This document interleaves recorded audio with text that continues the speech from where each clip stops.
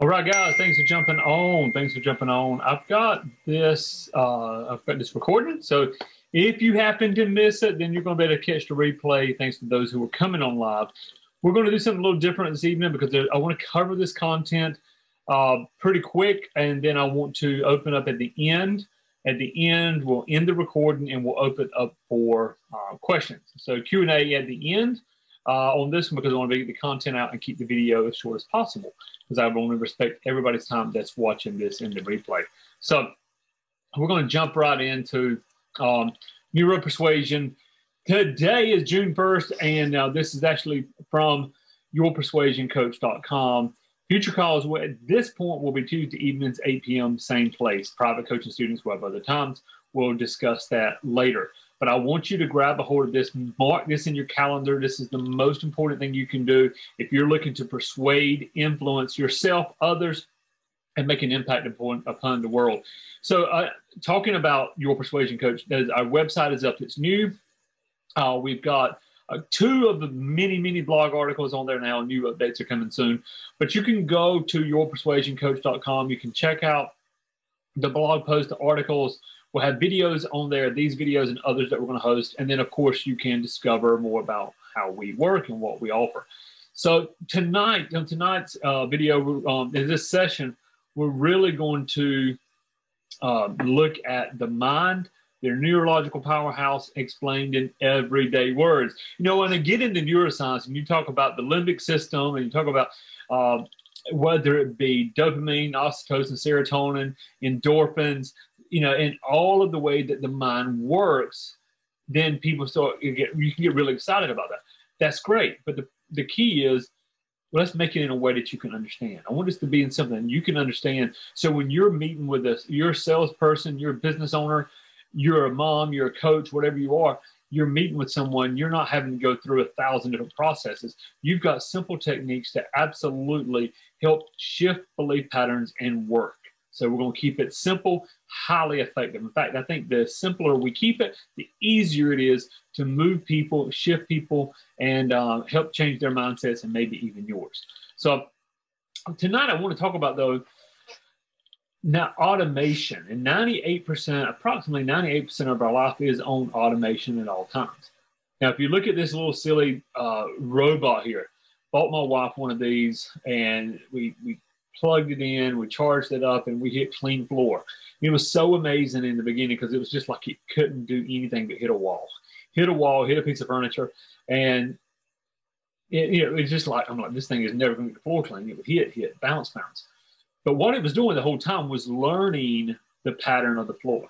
Now, unless we move a piece of furniture or something, it knows. So amazing. We may not use it for 3 or 4 or 5 days, but you hit clean and it comes off, makes a little noise, comes off its little base, and it starts cleaning. And it will clean that floor. And it will go through every little area because it's been programmed where to go. Now, just like life happens, sometimes a piece of furniture is in the way, the dog drug a toy out or something, and it hits it and it has to recalibrate. This is where we're at as humans. I think we're a lot smarter than a Roomba. But let's talk about this. Where are we? We're programmed from birth, where to go, where not to go, what to do in life, what not to do in life. And even well-meaning teachers, like your parents, maybe it's a family member, maybe they're friends, whatever. Many people mean well, but they'll lead you from your true destiny. How many times do you go through life and it's like you wake up, maybe you have the same routine, you go to the same job or same business, you talk to the same people. If you see something politically, you either agree or disagree with it immediately, and you use confirmation bias to just find things to support that. And this is how we live our life. 98% of your life's on autopilot. Just wake up and keep on going. The problem with that is it fully serving you? Is it fully serving you with what you desire to do in your life? Is it fully serving you with what you truly want out of life? Because if it's not fully serving you, then it's hurting you. So once programmed, we almost never second guess our actions, our belief, our life. This is the way we do life, and we move through that. It's actually called embedded beliefs. And embedded beliefs means somebody had a belief for you. You should be a doctor. You should be a teacher. You should be a nurse. And they give you these embedded beliefs. We believe this way. You shouldn't do this. And without having a strong understanding of your own destiny, then many times we just fall into that. And more than often, we're going to talk about this in a minute, we're programmed by our environment. We're programmed by our environment, especially in our youth. But then even as we go into teenage and adulthood, we go into these belief systems. So from birth to 7 years old, 7 or 8 years old, actually, most of your beliefs are formed and your temperament is solidified. Now, my degree is in temperament therapy and counseling, and so I understand temperament. The inborn, what is a temperament? This is your inborn nature, your inborn needs that, if not met, cause confusion, cause disruption. And we unconsciously seek to have those needs met. So if you think about what you truly want out of life, what you truly want to work with, it's probably because there's an unconscious need out there that hasn't been met, and you're looking for somebody to meet that. So then we begin, once those are formed, they're always being formed, but they're almost like cemented in, like the concrete foundation from birth to 7 years old. Then we begin to form responses based on our beliefs to the daily life that we live in. Think about where you're at. You know, where you're at in your life, in your career, in your job, and it's not where you want it to be. How do you get it to that place? We're going to talk about that. Okay. Now, environment, financial environment. Do you recognize that if you are born in an area where, let's say, the average income is $30,000, then most people, of 80%, never break that income barrier. 80% of the people born there stay there. You're born into an environment where the average income is $200,000. 80% of the people will be in that $200,000 range, even as they go through adulthood. Now, religion's very similar. If you grow up in one faith, most people stay in that faith. Now, those who know me, I'm unapologetically Christian. I'm a Christian minister. I believe in my Christian faith, but I also understand I've been influenced. I've been influenced by other people. I've been influenced by religion. So I go back to the source, which is my divine source, and I go back into the Bible and I study to make sure, have I been influenced improperly instead of through truth? Now, your next environment is your family. Next could be the people that raised you, the people that are raising you. Could be a mom, a dad, could be both. But what in your family structure, how did you see things live out? And of course, your friends. Our friends as a teenager, our friends as preteen, our friends in life as adults. And this is a very important statement. You learn more from environment than you ever learn from others trying to teach you. You learn more from the environment that you're in than you ever learn from other people trying to teach you. In fact, when we see something and go, wow, this person makes a lot of sense. I want to work with this person. I want to invest in this.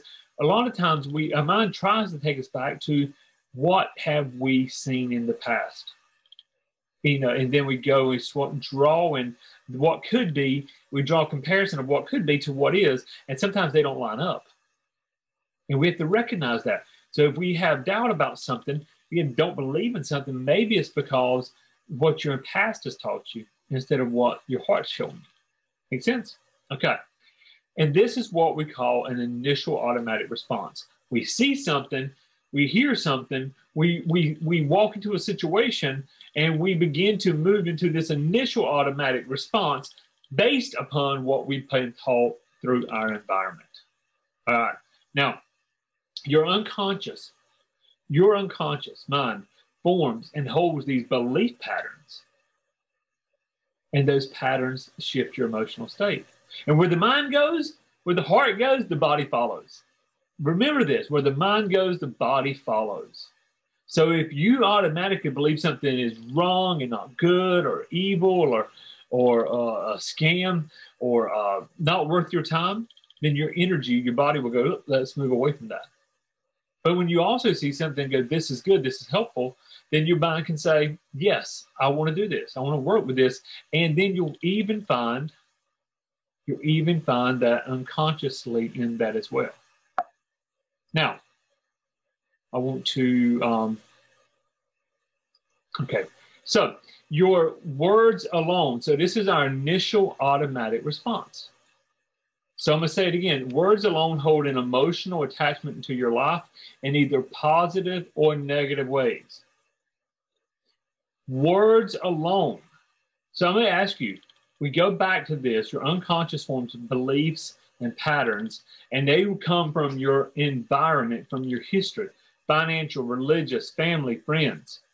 If that's what has formed a lot of your belief patterns, a lot of your true mindset, your temperament, then your unconscious forms and hold these belief patterns. And everything you do is based upon that. Now, if the power of a word, I'm going to give you some examples here in a minute. If one single word can elevate your blood pressure, make you angry, one single word can bring maybe distaste or distrust. Do you also know there's words that can instantly make you go, yes, and feel good? There's words that can bring hope and encouragement. So what words in your life? And we're going to give you a couple examples. The reason this is so important, because when we are persuading ourselves, when we're working, again, NeuroPersuasion is influence yourself, influence others, and then you impact the world. But if you're going to influence others, you need to know what words have an emotional attachment.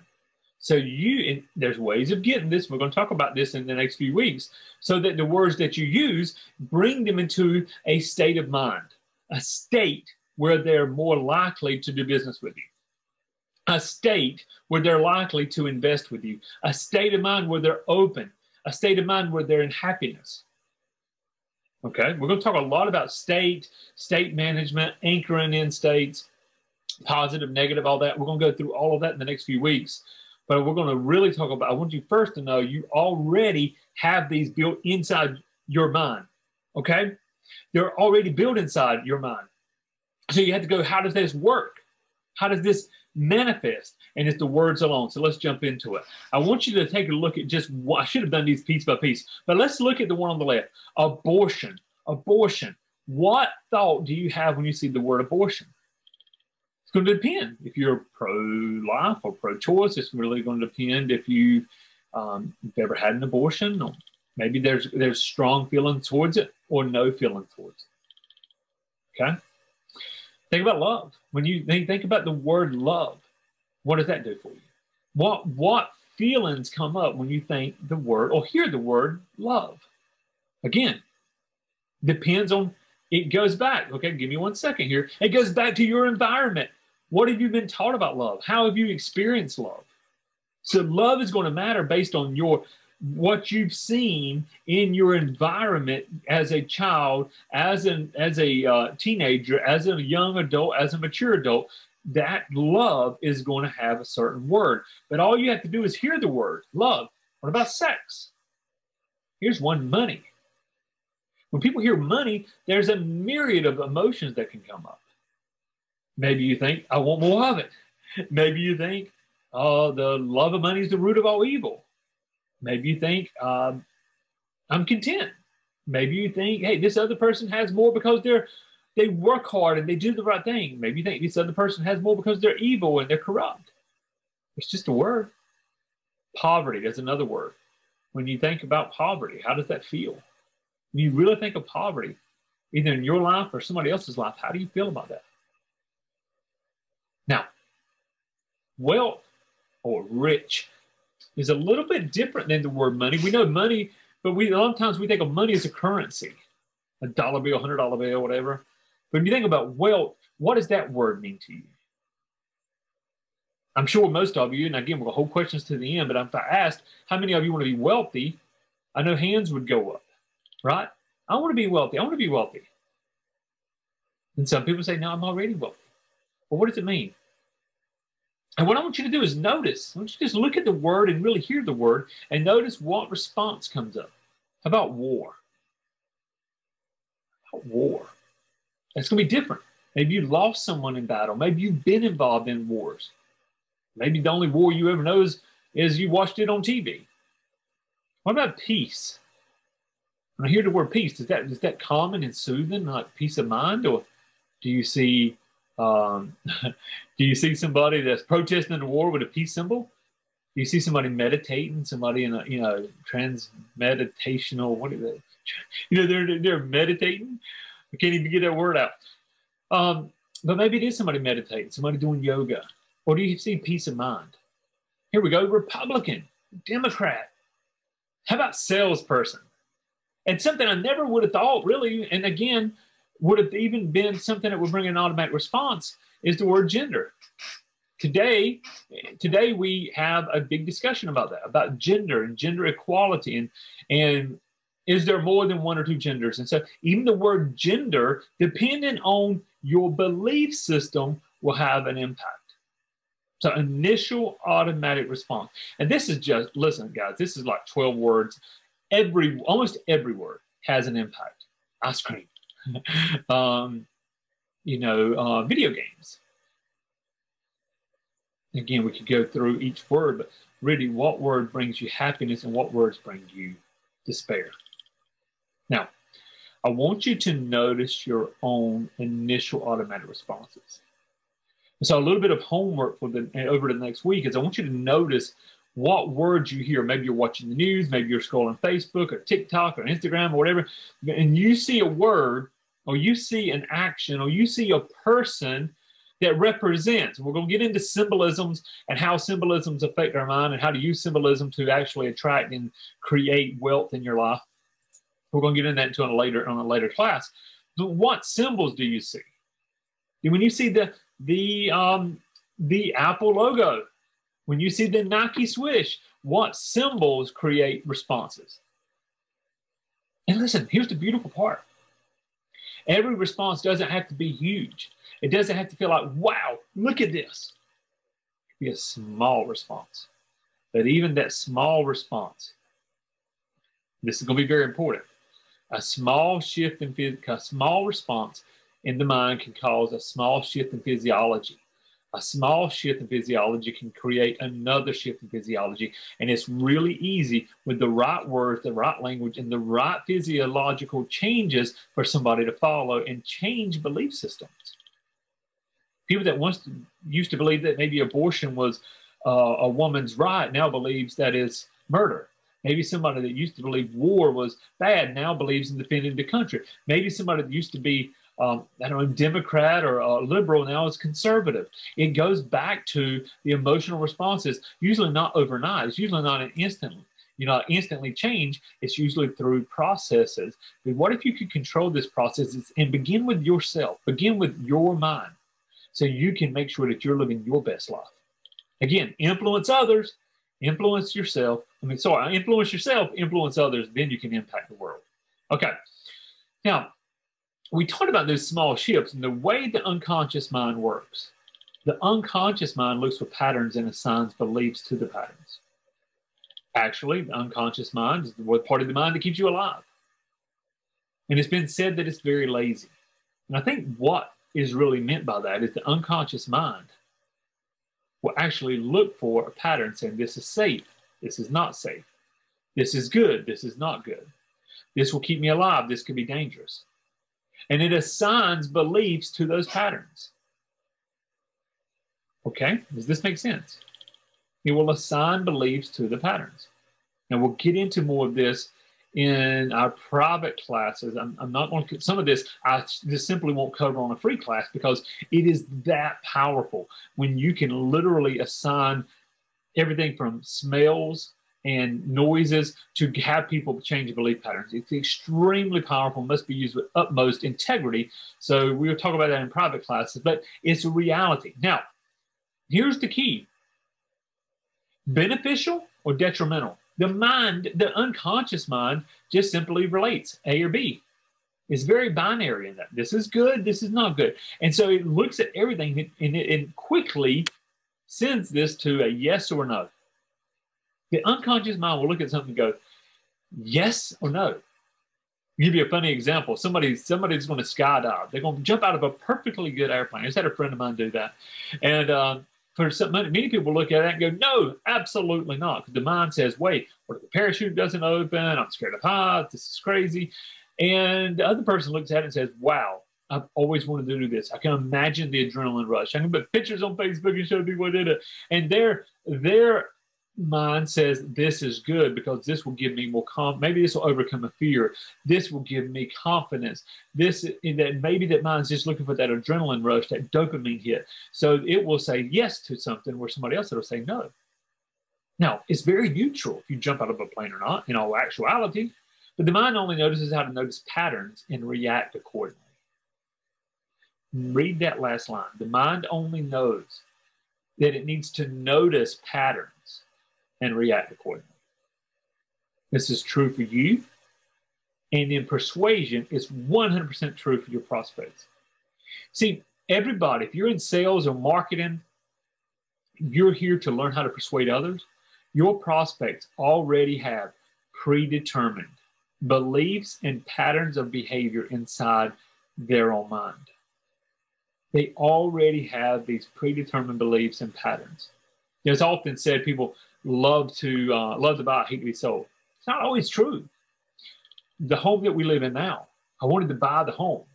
It had everything we were looking for in a home, but I still wanted to be sold. I wanted to know, and when I say sold, I'm even told the agent, help me, give me some reason to buy this house, because I wanted some confirmation bias for the belief system that I had. I wanted somebody else to say it's okay, because in my mind, it was that bandwagon effect. If more than one person said it's okay, then it must be okay.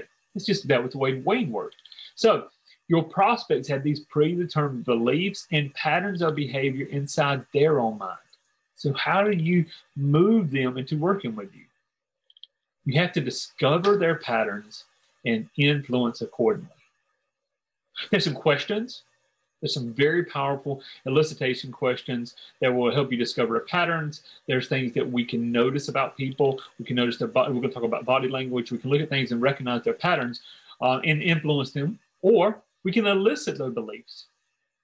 We can elicit what they believe consciously and unconsciously. Consciously, where they share it with you, unconsciously, where you've elicited it in their mind, but they haven't shared it with you. And then we help them by shifting their own belief system. You're like, can you really change somebody's belief system? Yes, you can do it temporarily and give them an identity where they feel comfortable moving ahead and comfortable working with you. Or you can do it long term if it's something that needs to be a belief system that's holding them back in life, a belief system that may be hurting them, and you want them to prosper.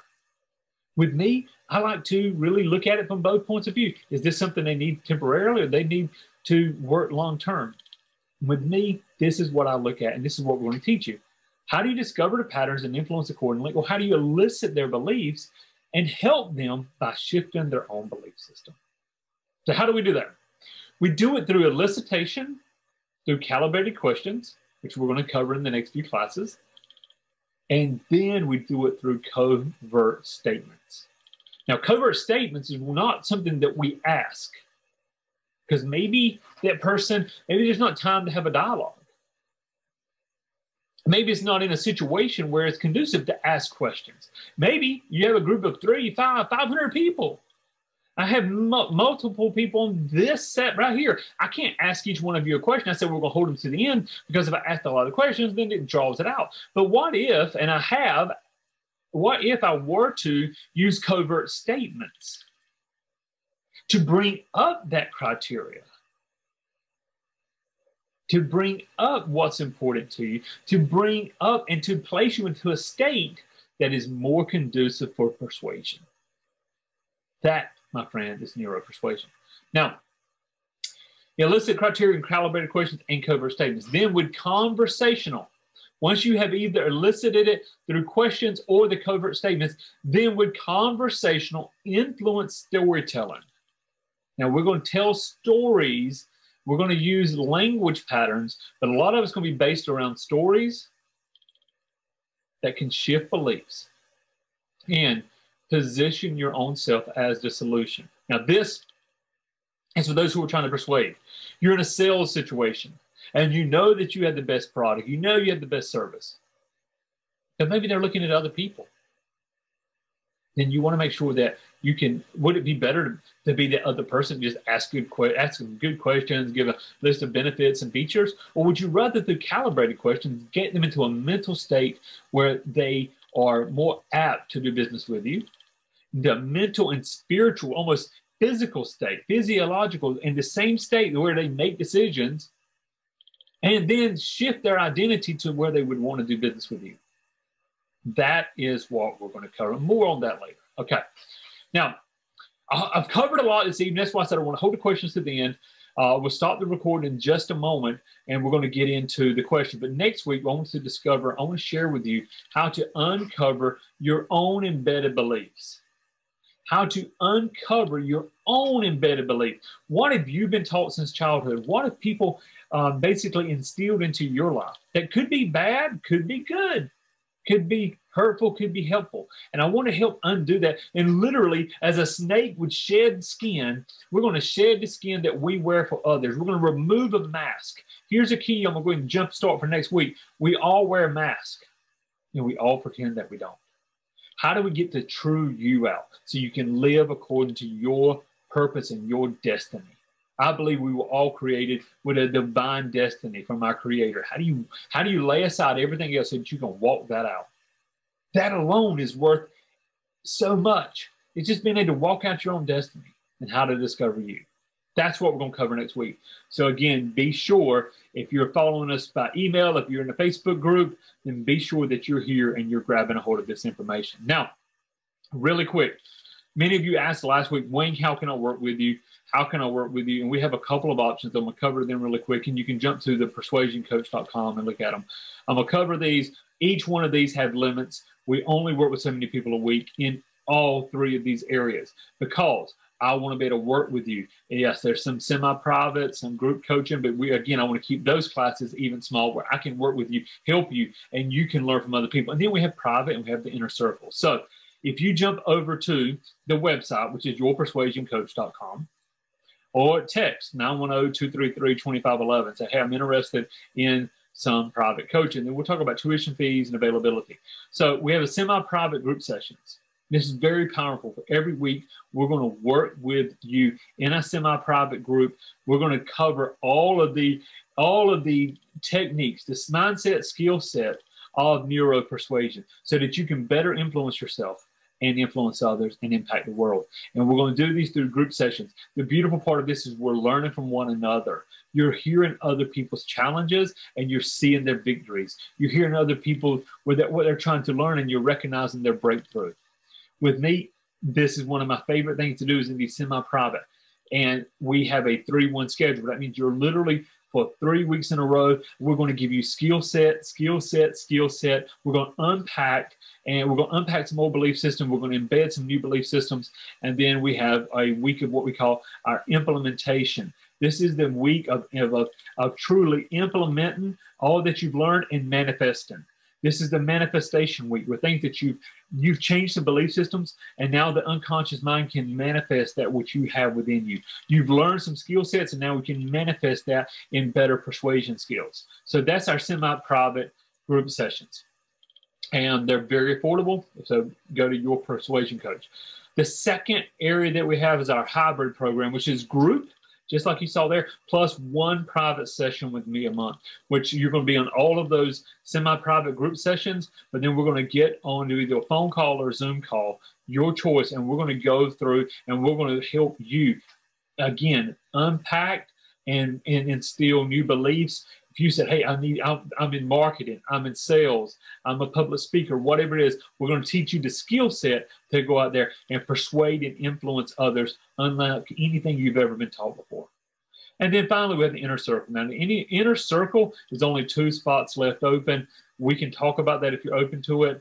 That is the hybrid that we talked about, the semi-private group, plus it is additional inner circle. So we're going to be speaking multiple times per month.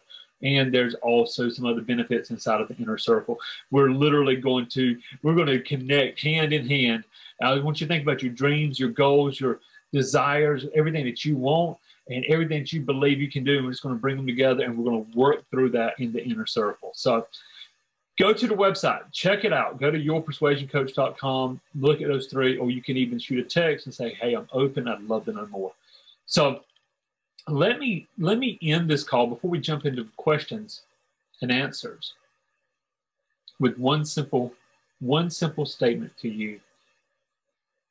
You know, and think about this. I just want to, for a moment, just really slow your mind and think about this. you know how your future, you know how you want your future to look. Let's say 6 months, 12 months, 2 years from now. You know exactly how you want your future to look in your personal life, in your business life, and you know how you'll feel when you have that. With me, with NeuroPersuasion, that's my goal, to make that a reality. So I look forward to hearing from you. Now, I'm going to stop the recording, and what I'm going to ask you to do is to jump in with any questions. And then once the recording stops, we're going to do any questions. We're probably going to do some one-on-one with a few people. Some things that I don't want publicly. We've got some serious issues. We're going to break some people free tonight and move people towards their goals. Does that sound good? All right, guys. So again, let me.